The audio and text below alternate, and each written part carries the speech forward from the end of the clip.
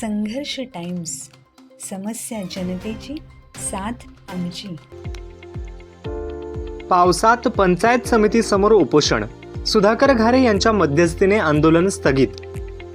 कर्जत तालुक्यातील जिते गावातील रहिवासी अमित नारायण जाधव यांनी त्यांच्या घराशेजारी करण्यात आलेल्या कथित बेकायदेशीर अतिक्रमणाविरोधात पंचायत समिती कर्जत कार्यालयासमोर बुधवारी दिनांक 24 जून रोजी बेमुदत उपोषण सुरू केले होते. घराच्या बाजूला प्रकाश यशवंत जाधव यांनी अतिक्रमण केल्याचा आरोप करत या प्रकरणात पत्रव्यवहार करूनही ग्रामपंचायतीकडून कारवाई होत नसल्याने त्यांनी आंदोलनाचा मार्ग स्वीकारला होता. उपोषणाची माहिती मिळताच जिल्हा परिषदेचे माजी उपसभापती सुधाकर घारे, जिल्हा परिषद सदस्य बाबू घारे, जगदीश ठाकरे तसेच अन्य पदाधिकाऱ्यांनी उपोषणस्थळी भेट देऊन जाधव यांची बाजू जाणून घेतली.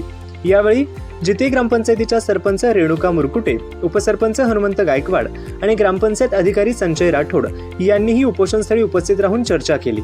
अमित जाधव यांनी यापूर्वी ग्रामपंचायत आणि गटविकास अधिकाऱ्यांकडे तक्रार करून अतिक्रमण हटविण्याची मागणी केली होती. दरम्यान ग्रामपंचायतीकडून संबंधित अनधिकृत भिंतीचे बांधकाम 8 जुलै 2026 पर्यंत हटविण्यासाठी कार्यवाही करण्यात येईल असे लेखी आश्वासन देण्यात आले. त्यानंतर अमित जाधव यांनी सुधाकर घारे, बाबू घारे आणि जगदीश ठाकरे यांच्या हस्ते उपोषण मागे घेत आंदोलन स्थगित केले.